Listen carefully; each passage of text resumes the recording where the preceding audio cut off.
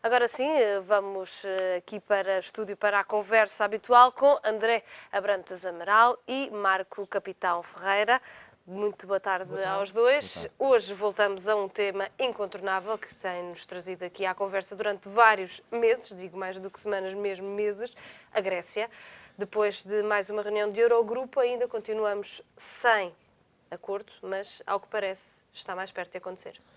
Bom, é verdade, neste momento eu diria que temos um princípio de acordo, foi essa a sinalização que a maior parte dos intervenientes na reunião transmitiram, é também isso que suporta a decisão de hoje do Banco Central Europeu e os próprios mercados estão com a sinalização de que acreditam de que desta vez haverá finalmente um acordo entre a Grécia e o resto dos parceiros europeus. Há aqui uma cedência por parte do Syriza?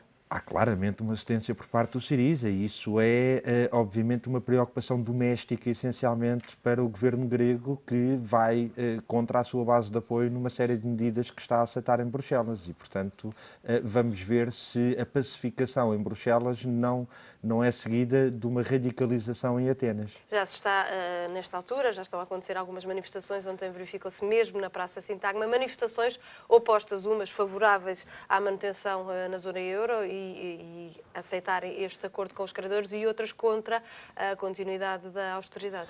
Verdade, e mais preocupante talvez do que isso do ponto de vista substantivo, porque manifestações na Grécia têm sido também recorrente, não nos últimos meses, mas nos últimos anos, é que o Syriza tem uma plataforma de apoio e este acordo vai ter que passar no Parlamento grego. E se não passar no Parlamento grego, vamos ter problemas.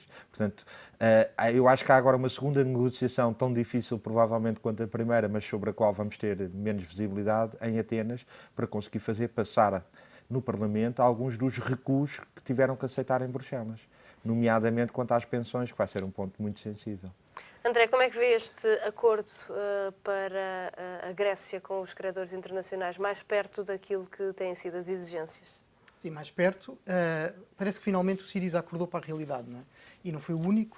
Outro político que também, governante, que acordou para a realidade há uns tempos foi François Hollande. O presidente da França também prometia acabar com a austeridade na Europa, não se limitava à França, prometia acabar com a austeridade na Europa e hoje ele é um dos ditos credores a exigir, a colocar exigências bastante pesadas ao Syriza, de forma a chegar a um acordo que resolva este impasse. Agora, falta saber se o Syriza vai implementar. Primeiro, falta saber se o governo consegue o acordo do Syriza, passar estas reformas no Parlamento grego, e depois é preciso ver se o Syriza, de facto, vai implementar essas medidas. Isso irá exigir um enorme controle por parte dos credores. Como queremos chamar, podemos chamar-lhe a Troika, as instituições europeias, o que eles quiserem. A verdade é que esse controle vai acontecer, independentemente do Syriza ter querido ou não, os gregos terem ou não terem gostado dele, ele vai existir, e de uma forma ainda mais acentuada. Ou seja, se os gregos estavam incomodados com o controle que existia anteriormente, agora vão ter que suportar algo ainda pior. Não só porque a desconfiança que, entretanto, foi criada aumentou, como a situação económica é muito mais grave. Quer dizer, o Syriza conseguiu duas coisas indispensáveis. Conseguiu mais austeridade, que é isso que vai implementar, que se conseguir implementar, e conseguiu também a espiral recessiva, ou seja, aquilo que a esquerda dizia que ia acontecer nos países onde a austeridade estava a ser aplicada, como fosse, seja a Espanha e seja Portugal, até aconteceu na Grécia. A Grécia está em recessão há 4 anos. Não, a Grécia não estava com recessão no momento em que o Syriza lá chegou. Mas esteve durante 4 anos. Está bem, mas a espiral recessiva em que a Grécia agora entrou, não é? A verdade é que já é uma caminho... Parece, porque de facto, o Syriza conseguiu fuga de capitais, conseguiu uma nova recessão, conseguiu destruir o superávit primário orçamental e conseguiu cortar na despesa mais do que, aliás, muito mais do que a coligação que está no governo em Portugal cortou. Até há pouco tempo o Syriza conseguia ainda manter o apoio dos eleitores gregos. Essa vai ser outra questão, é de saber há quanto tempo é que este governo vai se manter no poder. Porque vamos supor que o Syriza aprova estas medidas e as aplica. Como é que os gregos vão analisar a atuação do governo grego? Porque fala-se muito, e perfeitamente natural, que se diga que os políticos, os partidos, quando concorrem às eleições, apresentam programas e depois têm de cumprir as promessas. Ora, aqui está um caso paradigmático em que isso não está a acontecer.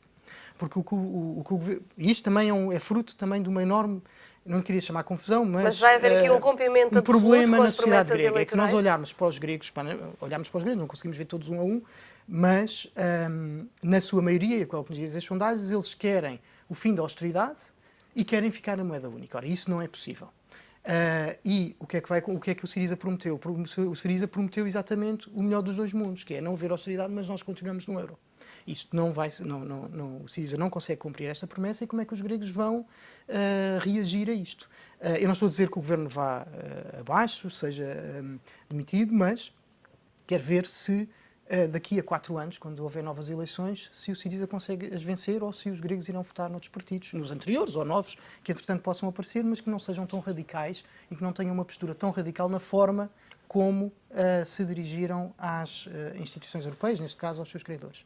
Mas há uma inversão absoluta da política defendida pelo Syriza. Cerca de 75% das exigências dos credores, que são países e instituições que ajudaram a Grécia, foram aceites. Faltam ali cerca de 25%, ali são algumas medidas que poderão, que é o que falta agora para que seja o aval da Europa. Falta aqui ver se o Syriza vai apresentar mais medidas, vai complementar algumas e se a Europa também desiste de outras e, portanto, aceita. Eu penso que sim. Não me parece que o risco da saída da Grécia da zona euro teria um risco económico gravíssimo, toda a gente sabe. Aliás, é por isso que a Europa não deixou, prolongou estas negociações durante todo este tempo, manteve a ajuda financeira à Grécia durante todo este tempo.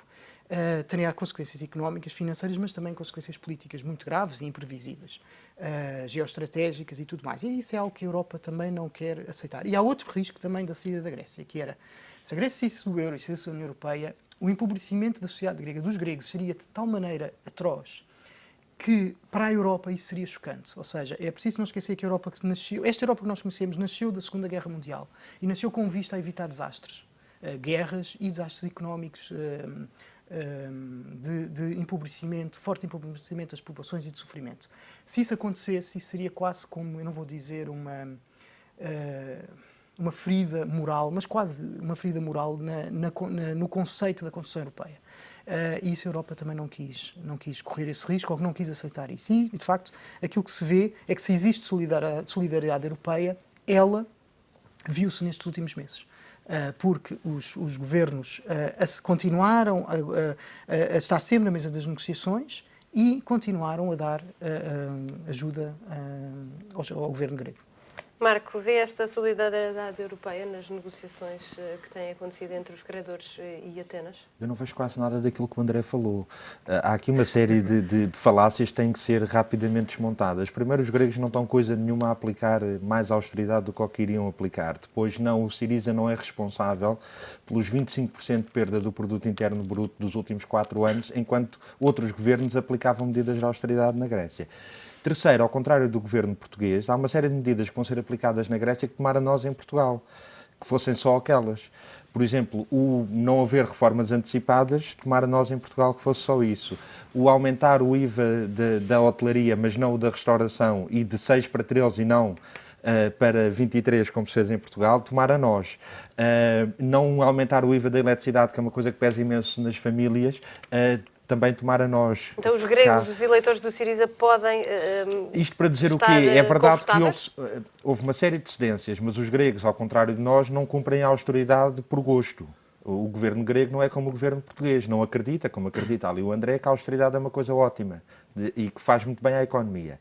Não é verdade, coisa que a própria Grécia ilustra e Portugal, para não ir mais longe, mas vamos ver, eles estão a tentar evitar as medidas mais regressivas dentro do pacote de austeridade, os tais 25% que vão ficar de fora, porque vão ficar de fora, estou convencido disso, são uma medida muito inteligente do ponto de vista do governo grego. O que é que eles estão a tentar? Eles estão a tentar evitar as medidas mais regressivas, porque se aplicarmos um pacote de austeridade como aquele que as instituições desenharam para a Grécia, tal e qual estava desenhado, o que ia acontecer é que o produto interno bruto da Grécia ia cair outra vez e o desemprego ia aumentar outra vez e íamos chegar daqui a 4 anos e íamos estar como estamos agora.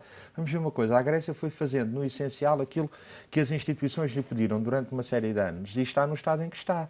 Achar que a solução é fazer mais disto só mesmo na cabeça de algumas pessoas. Então não acredita que há aqui um desvio absoluto da política defendida pelo Syriza? Repare, não há corte de pensões em pagamento, ao contrário do que o governo português gostava de poder fazer.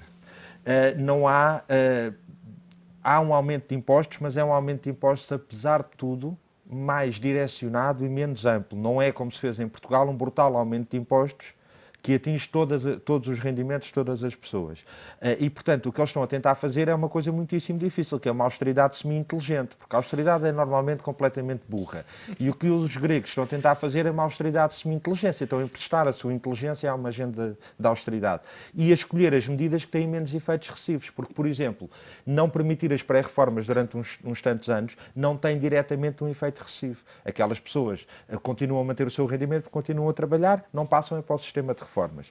Isto é muito melhor do que fazer uma contribuição sobre as reformas extraordinárias, como fez o governo português, e cortar o rendimento líquido dos pensionistas. Portanto, o que o Syriza está a tentar fazer é aquilo que todos os governos deviam de fazer, é proteger o seu povo dos efeitos da austeridade. Porque a austeridade, até hoje, não trouxe nada de bom. Nós aqui em Portugal sabemos isso bem, os gregos também.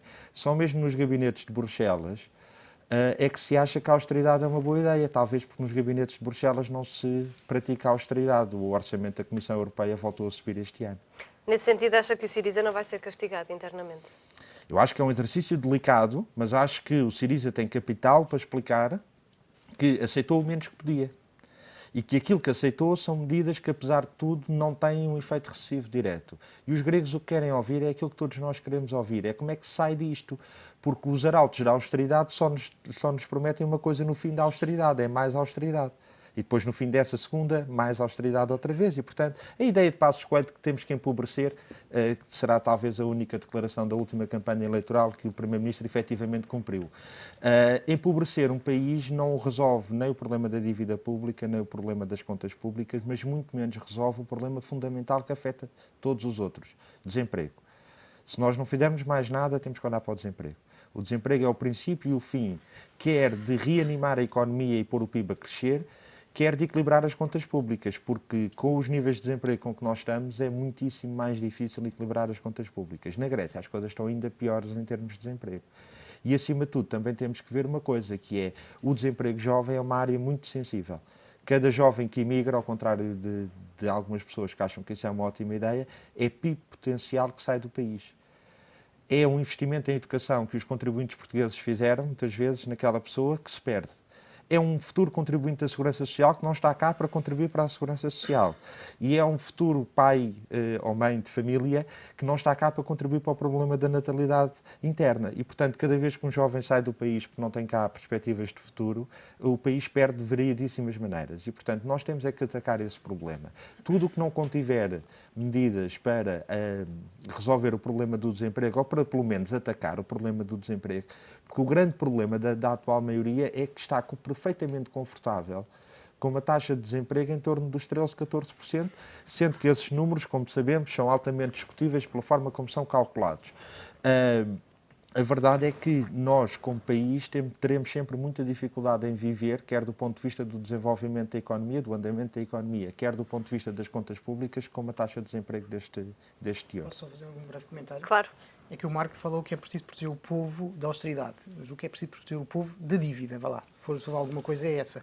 E a austeridade o que visa não é empobrecer, o que a austeridade visa é reduzir a dívida. Porque isto mas tem como efeito o empobrecimento. Não, mas é que está. Mas a dívida grega reduziu, essa riqueza, André, a dívida grega reduziu. Não, mas é que está. Reduziu, em certa medida, reduziu o déficit. Calma. O que eu estou a dizer é, espera aí, a riqueza que foi criada foi uma riqueza à base de dívida. Ou seja, não é uma riqueza real. É que está, ou seja, e portanto não era possível continuar. Tudo o que o Marco está a dizer, dar emprego aos jovens, de combater o desemprego, é tudo ótimo. Eu também concordo com isso, só que não é dessa forma. André, mas o Marco, neste sentido, tem razão em relação aos números da dívida, porque a dívida em Portugal aumentou. Tá bem, claro, mas e na Grécia também aumentou. E na Irlanda. Aliás, em todos os países do euro, a dívida pública aumentou. Vamos ver uma coisa. Como também aumentou nos Estados Unidos da América, apesar dos impulsos económicos. É preciso ver uma coisa. O que eu estou a dizer é, não é Aumentou, mas teria aumentado muito mais se isso tivéssemos não sabes. continuado. Podes Sim, especular, mas não não sabes. é verdade. Então, mas o que é que estava a acontecer antes? O que é que estava a acontecer? Vamos lá ver, peraí. Isso é completamente esquecer o que aconteceu nos 6 anos do governo do Partido Socialista, quer dizer, em que a dívida pública aumentou exponencialmente. O grande problema, essencialmente, foi então ali naquele período, em 2009 e 2011, em que o que o Partido Socialista fez foi aumentar os impulsos económicos e incentivar a procura, que é o que o PS agora pretende, aumentando a dívida pública e pondo o país de rastros, a ser obrigado a aceitar não foi exatamente o mesmo efeito brutal. da austeridade Agora, aplicada uma por coisa este que é importante Executivo? ver, é preciso ver outra coisa. A austeridade funcionou, em certa medida, ou melhor, o corte na despesa do Estado, que prejudica o investimento privado e prejudica a criação de emprego e o crescimento económico, foi bem sucedida na Holanda, foi bem sucedida em Espanha. A Espanha está a ter uma forte redução no desemprego, como nunca se viu. Portugal o nível de desemprego de Portugal hoje é equivalente àquilo que existia em 2011. Ou seja, houve uma subida e houve uma descida. Também não consegue ver o marco se essa descida vai ou não vai continuar. Mas a continuar, e se nós invertermos este caminho, será que... Como é que se... Eu respondo. Aí é que está. Outro local, até no Canadá, nos anos 90, as políticas de austeridade foram feitas com belíssimos resultados. Na Nova Zelândia, na Suécia, estas políticas de austeridade foram usadas. Na Letónia foram utilizadas. E os resultados foram crescimentos económicos. Porquê? Porque visa reduzir a dívida para que possa haver crescimento económico. Mas não consigo acompanhar o seu raciocínio nessa parte da redução da dívida, porque efetivamente em Portugal isso não aconteceu. Não aconteceu, porque André, as medidas que foram utilizadas... As medidas foram utilizadas e aí, nesse aspecto, deixa-me só terminar, porque eu também não interrompi. As medidas nesse aspecto, eu, durante estes últimos 4 anos, critiquei, e as critiquei aqui também, algumas medidas do parte do Governo que não foram suficientemente profundas. Por exemplo, não houve a reforma do Estado, mas isso é um problema que este Governo não tem força para fazer, ou não quer fazer, como a maioria da sociedade portuguesa não pretende que haja reforma do Estado. A reforma do Estado é um assunto bastante delicado, porque irá trazer muito sofrimento a muitas pessoas. Implicará um repensar de quais são as funções do Estado e implicará um redimensionamento do Estado e à partida, à primeira vista, ou numa primeira análise, até poderá levar a uma recessão da economia portuguesa.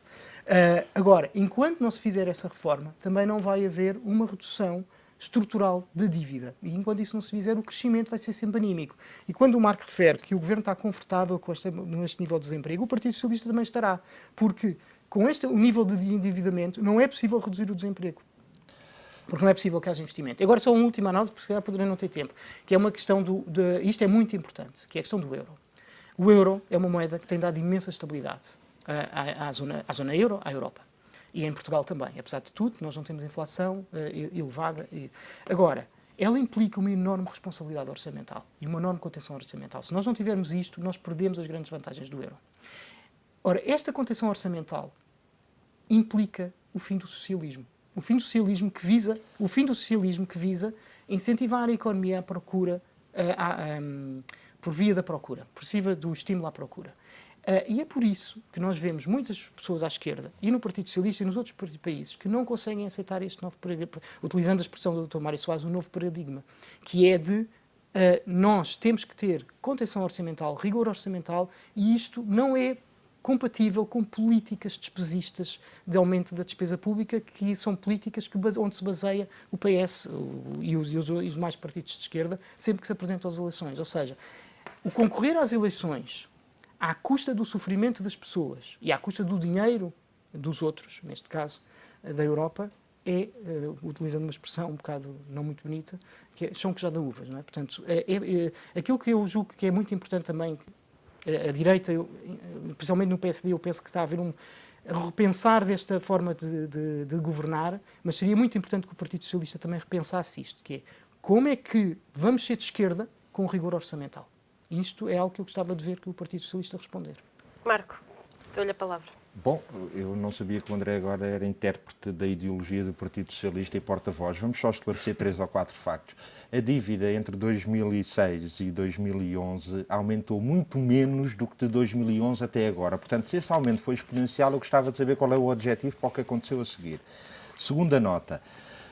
Esta ideia de que acabou, não há alternativas à esquerda, agora, a partir de agora, os governos ou são de direita ou são de direita, é uma alternativa... Eu não disse isso. Não, André, agora se não te importas, sim, mas eu não disse isso. Eu aturei a destruição dos factos durante um bom bocado e, portanto, a austeridade não resolve o problema da dívida. Não houve nenhum país em que se aplicasse a austeridade em que a dívida diminuísse, na Europa.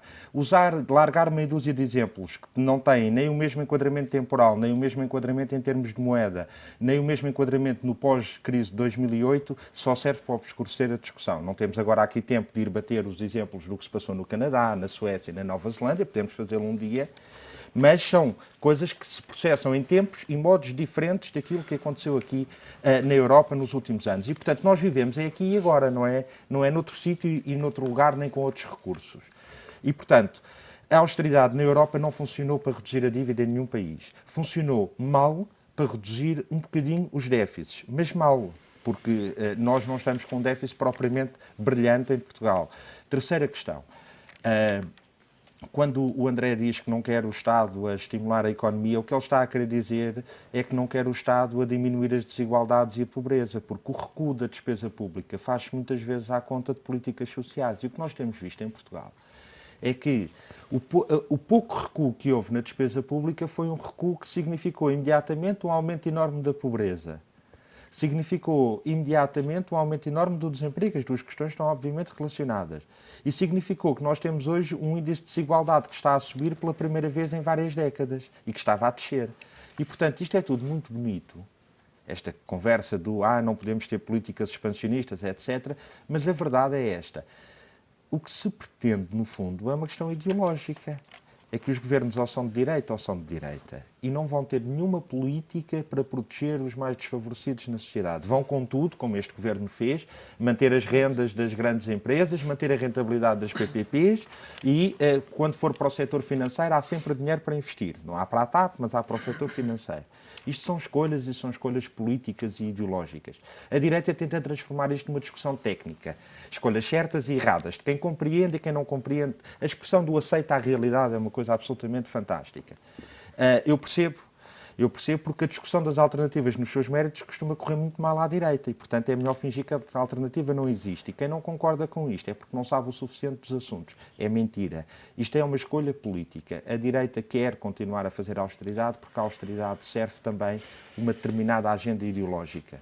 E é por isso que Passos Coelho, quando é eleito, a primeira coisa que diz é eu quero ir além da Troika. E foi. Marco, André, muito obrigada pela vossa opinião. Chegámos ao limite do nosso tempo. Conto convosco na próxima semana.